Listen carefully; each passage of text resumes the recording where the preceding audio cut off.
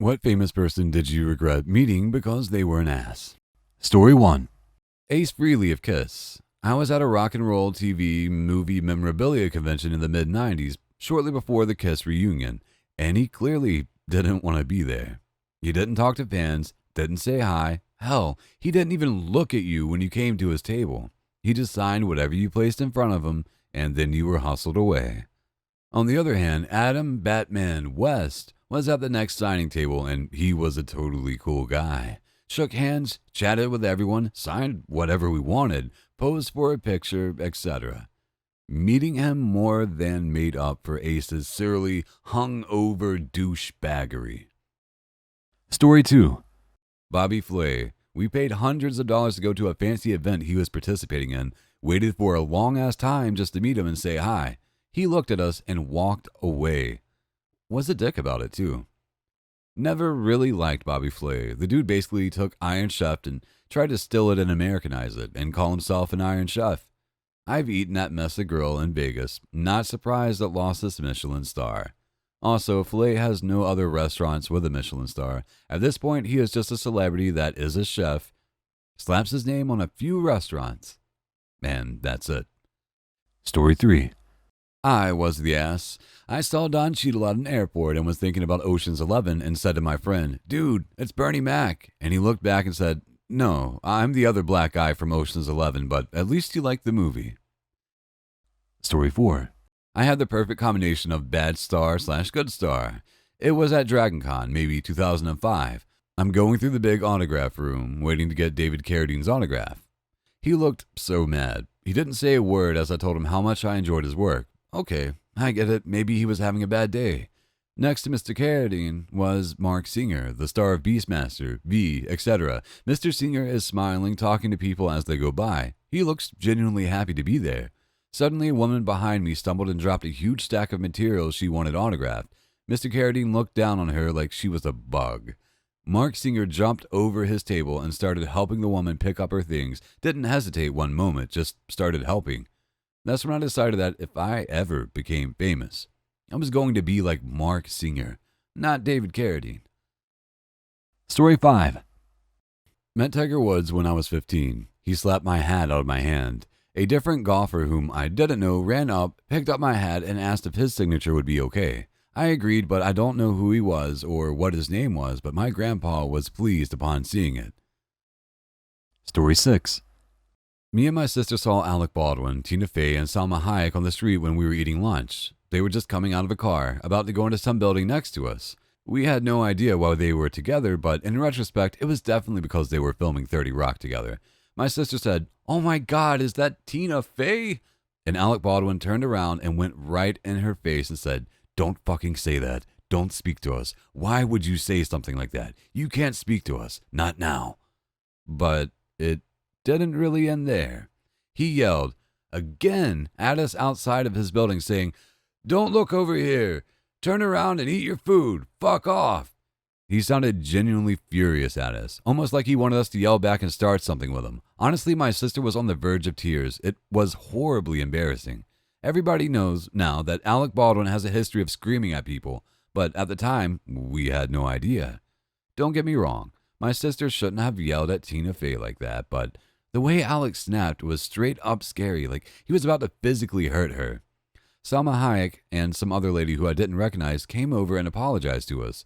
She asked if we wanted her to go and get Tina and get her autograph because apparently Tina felt bad too, but we said no. She then talked to us about the food we were eating, which was Mexican food, and we ended up having a brief conversation about New York's lack of quality Mexican food. She was incredibly charismatic and sweet. Story 7. When I was 6 or 7, Hulk Hogan pretend WrestleMania chased me out of a boardroom I wasn't supposed to be playing around in at a Little League complex, Cross Bayou in Pinellas County.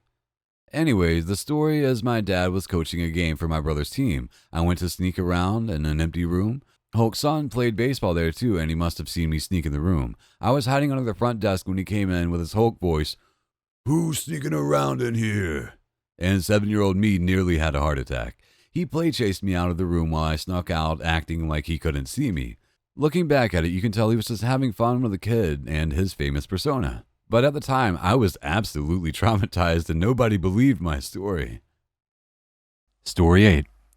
My dad has been a radio personality for over 30 years and worked in country music for over half of it. He gets to meet celebrities semi-regularly. Apparently, Keith Urban was really nice. Carrie Underwood was kinda mediocre because he called her right after her performance and she was tired. But Kenny Chesney puts the D in D-bag. Direct quote from my dad. Kenny promised to sign some pictures, t-shirts, etc. for a couple of kids who won a game through the radio. Kenny instead took a bunch of groupies into one of the back rooms of the radio station with a bottle of whiskey and locked the door. When my dad tried to get him to open the door and fulfill his end of the deal, he called the cops on my dad, and he was lucky enough to get a cop who was a good acquaintance. Cops said there wasn't much he could do other than make Kenny leave, so that's what he did. Kids never got their stuff signed, so my dad gave them some coupons for free pizza. He said that after a few years, other radio hosts told him that they had similar encounters. Can confirm, before he was famous, he was touring state fairs. After the show, he asked my friend and I to join him in his tour bus. We were 16. We went and hung out for a bit, got some free beers, and then when he asked us to go back to the hotel, we noped out of there. Story 9.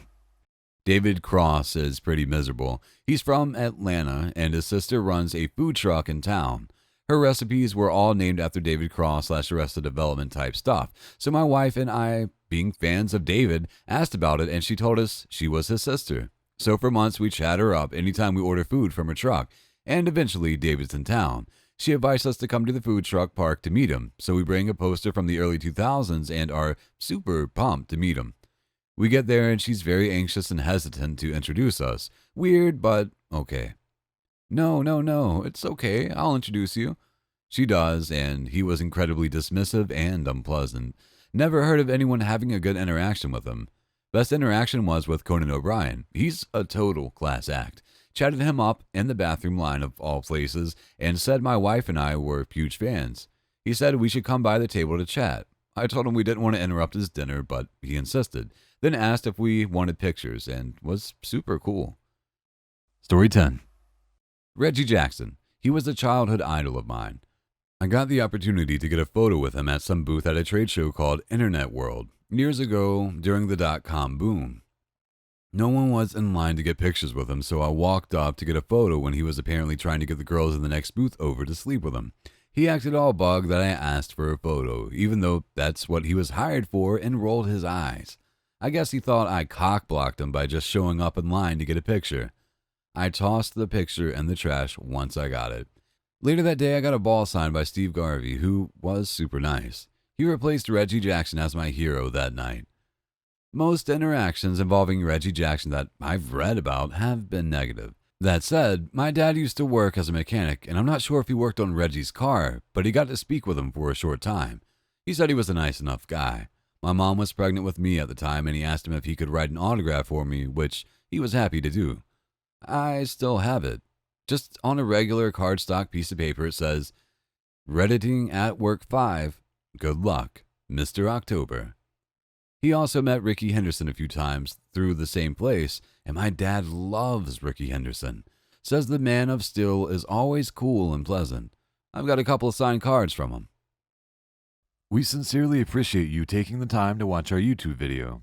If you find our content helpful and enjoyable, please click the subscribe button to stay updated on any new videos we share in the future. Thank you once again, and we hope to see you in our next upcoming videos.